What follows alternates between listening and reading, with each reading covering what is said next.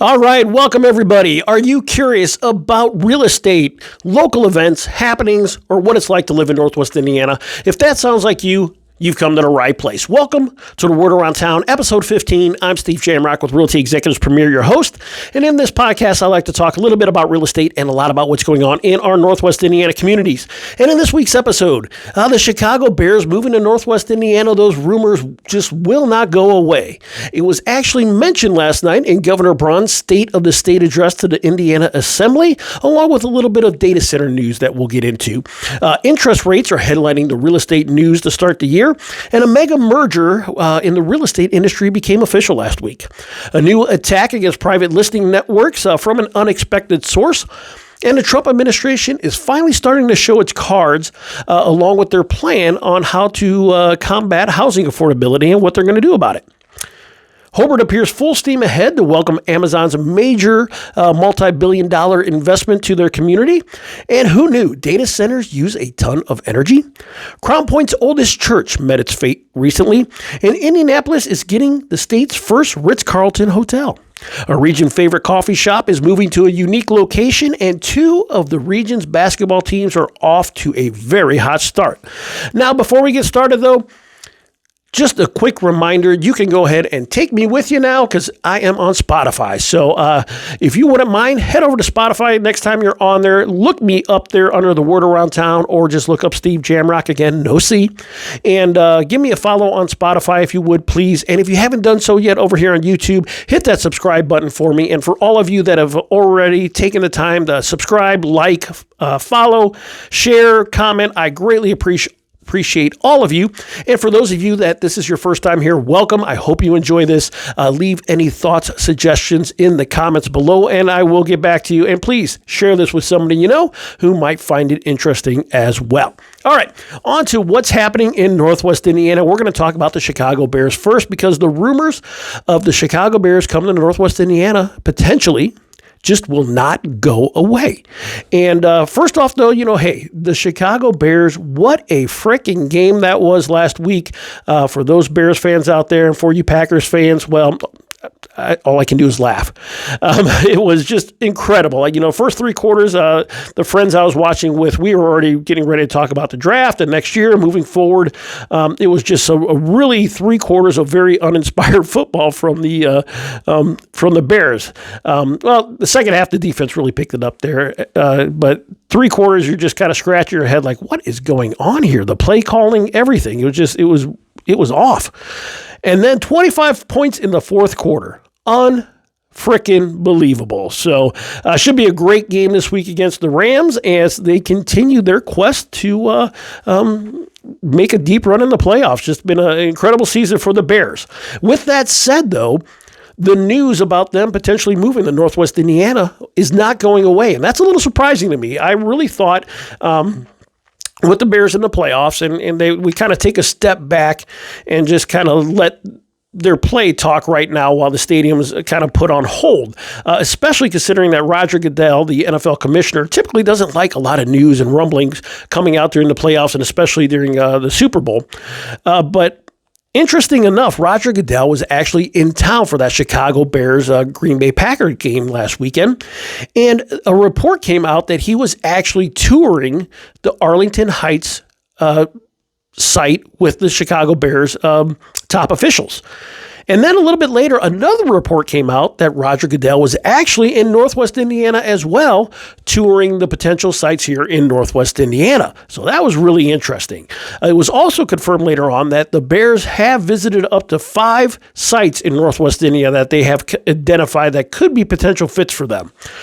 So very interesting to hear that not only is it just not one site by Wolf Lake, but there's other sites as well that they've kind of focused on, and that they've took the time to take Roger Goodell, the NFL commissioner, out to these sites while he was in town. Very, very interesting. And then another report the same day came out that the Chicago Bears, in their annual survey to season ticket holders, they had quite a few questions in there about a potential move to Northwest Indiana. Would you buy tickets in Northwest Indiana? How would you attend games in Northwest Indiana? So again, very interesting to see that they would go ahead and include questions about potentially coming to Northwest Indiana in their season ticket survey. And now, meanwhile, Illinois remains really, really quiet on the situation, which is just super surprising to me. I think yesterday, Governor Pritzker finally came out and just kind of reiterated what he's been saying, his typical speak, that, oh, yeah, we want the Bears here and we support them, but we're not going to pay for the stadium. We'll see what we can do about infrastructure. And it's the same thing that he has been saying and just kind of reiterating it. In the meantime, there is no rush whatsoever for them to do anything on a state level to kind of get the ball rolling for the Bears. So again, they're just kind of kicking the ball along and just kind of doing their political speak. And then over in Indiana last night, again, Governor Braun gave his State of the State address to the Indiana Assembly. And about midway, second half of his speech, he brought up the Chicago Bears potentially moving to Indiana. And I mean, he was pumped up about it and trying to get everybody else pumped up about it, telling his lawmakers, hey, let's get this done. So you got one side where the Bears are frustrated with Illinois and they're just kind of, whatever, you're not going anywhere. We got bigger fish to fry here. And on the other side, you have Indiana's going, hey, we're going to work with you. We want to show you what a great state it is to do business in. Come on over. We're happy to have you. So very interesting to watch this transpire. Now, I'm also going to put on my tin cap, my foil cap here for a second and kind of read between the lines. And again, not getting political, but it is interesting here in Indiana because Northwest Indiana in particular, because it's an interesting dynamic because Indiana is a longtime conservative Republican majority state. But here in Northwest Indiana, we are a very heavily Democratic location here in Northwest Indiana. Always voted heavily favored the Democrats here. So at times, it's always been interesting trying to watch, the Republicans in Indianapolis try to get things done with the Democrats here in Northwest Indiana. It's kind of, heads always kind of bumped a little bit, and it's always seemed to be difficult to get things done. But in this situation, it seems like everybody is on board, pulling in the same direction to make this happen. Mayor McDermott, the mayor of Hammond, was recently on the Inside Indiana Business report, and he did an interview talking about a potential Bears move to Hammond. And during that report, he praised Governor Braun for the work and leadership that he's showing in trying to lure the Bears here. And then last night in that State of the State address, Mayor McDermott was there, and Governor Braun made sure to give him a shout out during the State of the State address about the work that he's doing. So just very positive that a traditionally headbutting Republican Democrat area, all of a sudden they're kind of singing Kumbaya about the Bears together. So again, long shot, absolutely long shot. But man, that smoke is just getting a little bit heavier coming from that fire here the longer this plays out here. So as long as the rumors are out there, as long as they're still reporting, I'll be covering it because, again, it would be something special to see the Bears move over here to Northwest Indiana. Now, speaking of that State of the State address from Governor Braun last night, there's another interesting thing that he put out there, and it was about data centers. He just reaffirmed his commitment to Indiana being a leader in data centers. And data centers, obviously, they're big nationwide, but they're a really big topic here in Northwest Indiana. So with his comments last night in the State of the State address, again, it just reiterates the fact that data centers are not going away anytime soon.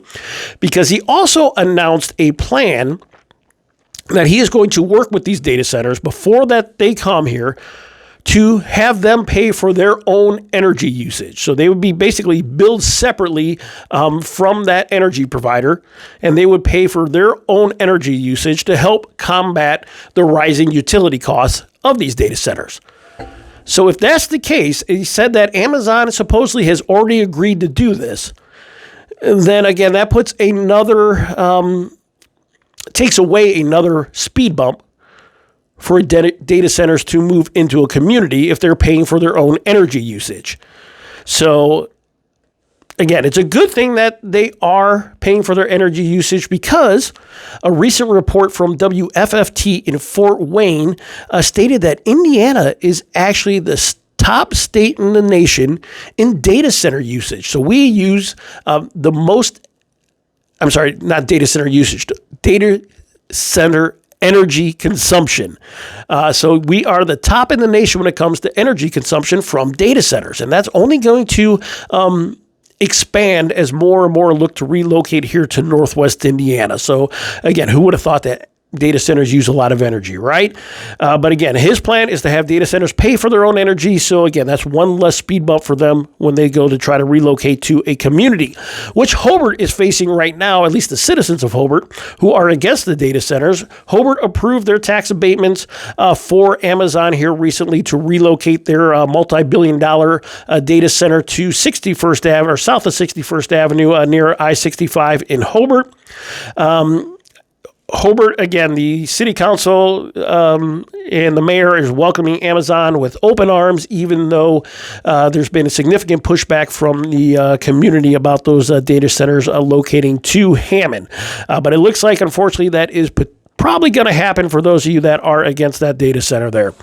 And then last thing about data centers, again, watching a report on Fox Business last night, they just reiterated the fact that the Trump administration wants the U.S. to be the leader in AI. And in order to do that, they need data centers built, and they need it built quickly. So again, we're going to continue. Those of you that are against it, continue to fight, continue to do your research.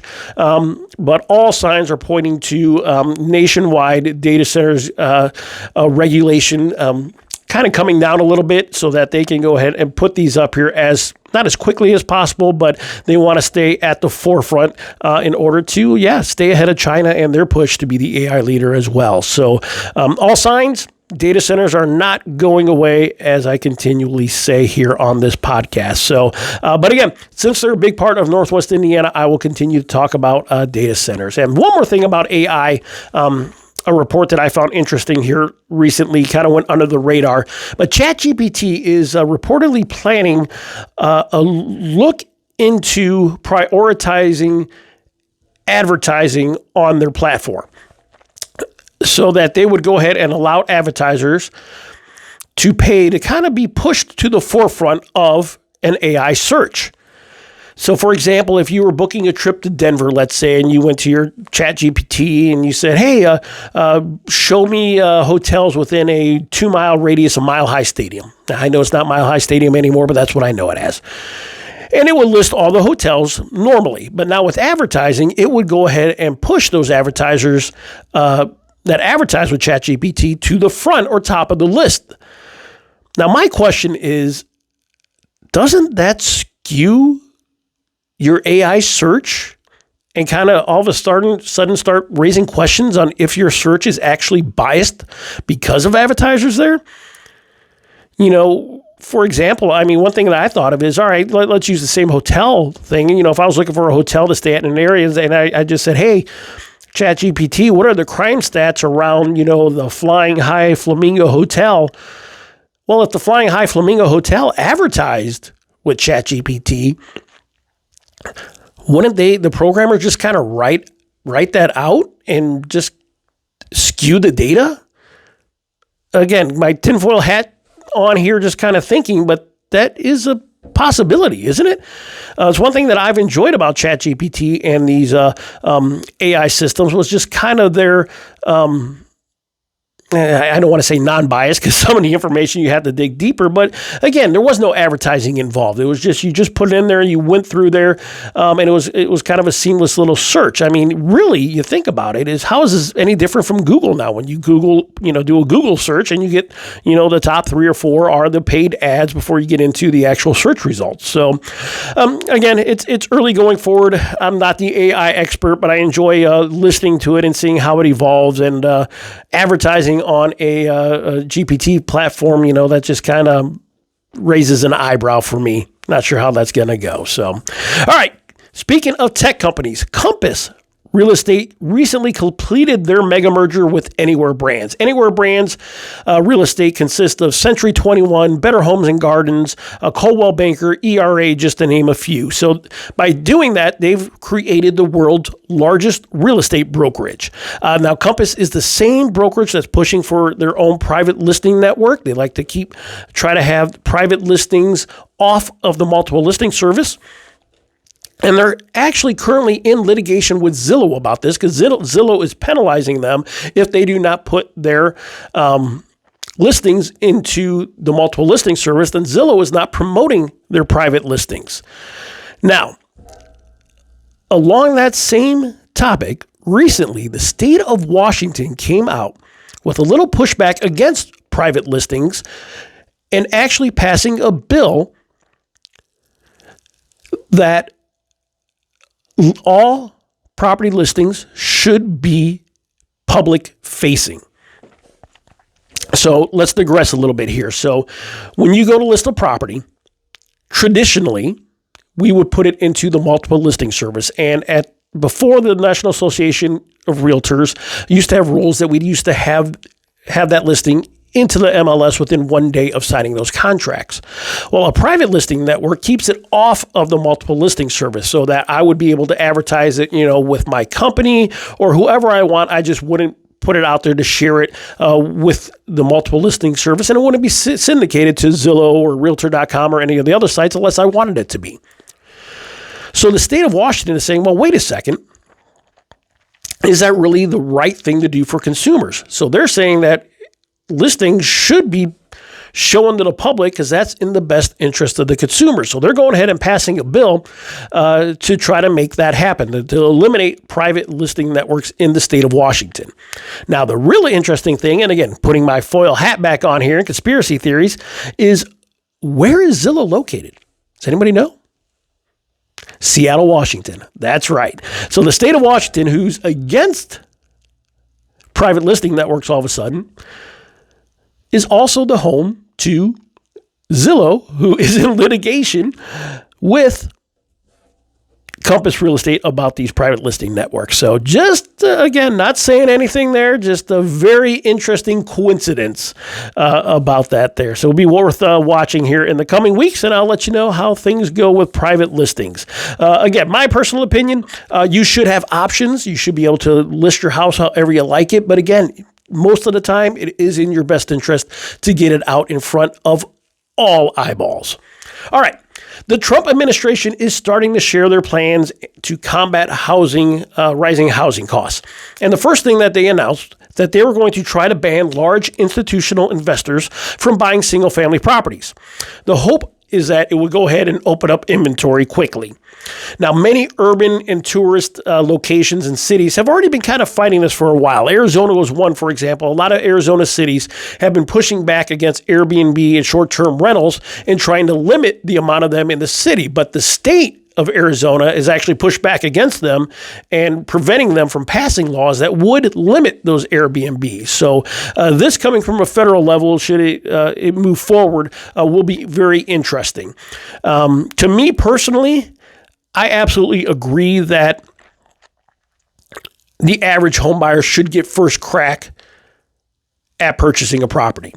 That's kind of what makes a community. That's what stabilizes communities, is having people having home ownership. But there is a piece of me that says, who are you to tell me who I can sell my house to? If I have two buyers and one offers me $20,000 more, why should I not be allowed to sell to the person offering more money if that's in my best interest?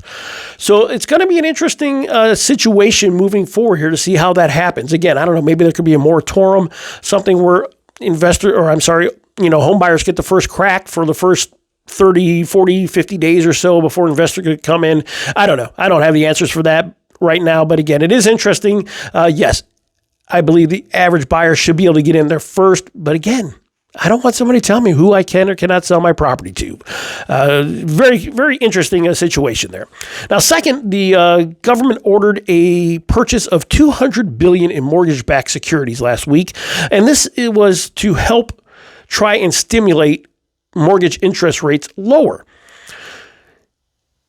initially, and we'll talk about interest rates here in a second, it kind of gave it a bump where rates did fall below 6% very, very briefly. So again,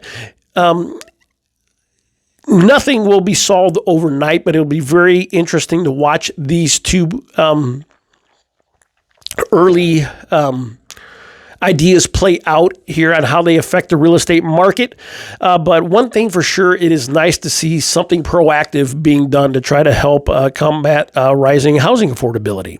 Now, back to interest rates. And speaking of interest rates, because they have been in the headlines here over the last week or so, considering, again, that the Trump administration bought back $200 billion in mortgage-backed securities. And now we'll flash back to the end of 2025, where interest rates actually finished at their lowest point since 2024, I think October of 2024. And rates were at 6.15%. And very good news seeing rates move that way. Then when Trump announced his buyback plan of the mortgage-backed securities, rates actually went under 6% for a day or two, which was really exciting news. And then they had the corrective bounce back, which I think everybody expected. And right now, rates are averaging in the low sixes. So again, very good news for home buyers out there that rates are moving in the right direction.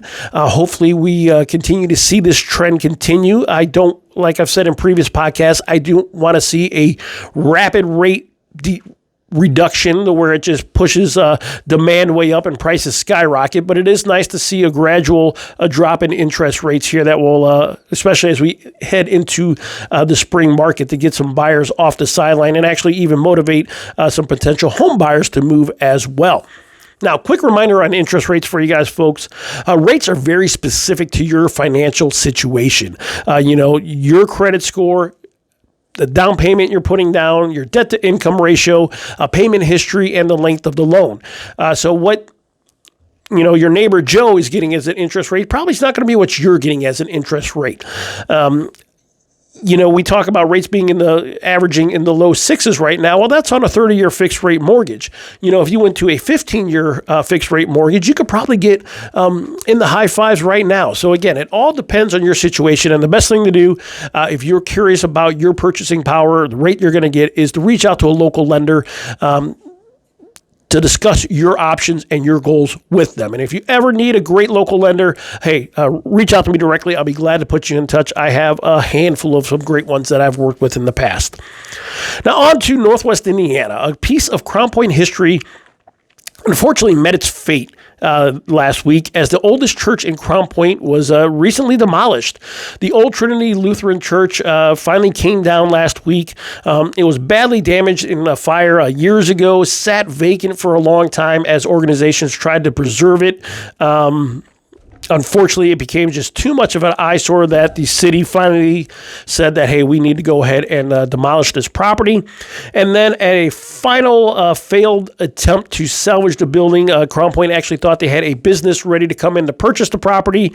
But after looking at the repairs needed just to get in to do additional inspections to see if the property could be salvaged, they said the length of time needed just wasn't conducive. They just couldn't give that to them, the unknown. So Crown Point came in and finally demolished that building last week. So another piece of history is gone. Sad, but it was an eyesore for a very long time. And now I'm sure Crown Point will sell that, and a new building will go up there soon. All right, this is not Northwest Indiana, but I did find this interesting. The first Ritz-Carlton is coming to Indiana in Indianapolis. And I told that to my wife recently, who's from Indianapolis, and she kind of looked at me like, really? The first one? I thought we already had one down there, but we don't, I guess. But the first Ritz-Carlton is getting ready to locate to Indianapolis, offering another luxury brand hotel in Indianapolis. It's going to be located across from Gainbridge Fieldhouse, and is actually going to connect to the Fieldhouse via a skywalk. And this is all part of a larger redevelopment going on in downtown Indianapolis around that Circle Center, the old Circle Center Mall area. So if you are a fan of Indianapolis, like to go down there, you're going to be surprised in the next year or two of the developments going around in that downtown area. Now back to Northwest Indiana, one of my favorite coffee shops, Fluid Coffee Roasters, is opening a new location. And this location is kind of unique. It's going to be in the Indiana Dunes Visitor Center. So you can go ahead before your hike or leaving the beach, stop by, grab a coffee. Just a reminder, guys, we have some great local coffee shops here in Northwest Indiana. Fluid is one of my favorites. Steam Whistle, Sip here in Crown Point. And with all of the other coffee shops, the drive-through shops, the Seven Brews, the Dutch Brothers, you name it, they're coming here to Northwest Indiana, and they're opening just about on every corner, kind of like mattress shops were here a year or two ago. So when you can, drink local. Support these local coffee shops. They offer a much better product, in my opinion. But again, I'm biased to drinking local. All right. Last but not least, two region basketball teams here have been really playing some awesome basketball to start this high school season off here. Crown Point will continue to look to continue its undefeated season here this weekend as they face Maryville tomorrow at 7 o'clock, and that's at Crown Point High School. Crown Point is off to a blazing start. They've played a very tough schedule to start here, a lot of Indianapolis schools, and they have shown why they're ranked number 2 in the state right now. Now, Maryville always puts up a tough fight. They've always had a good team, so it should be a really good game over there at Crown Point tomorrow at 7 o'clock against Maryville. And then Portage is... The Indians are pounding on their war drums and saying, don't forget about us, as Portage is 12-0, and they're getting ready to take on Lake Central tomorrow. So Portage has a really good team, and it should be a great matchup when Crown Point and Portage eventually meet up there. So, all right, that's what's happening throughout Northwest Indiana and the real estate world right now. Guys, if you have any questions whatsoever, don't ever hesitate to reach out to me directly. Comment below, leave your questions, suggestions there. Hit that subscribe button. Thanks for watching. We'll see you next week.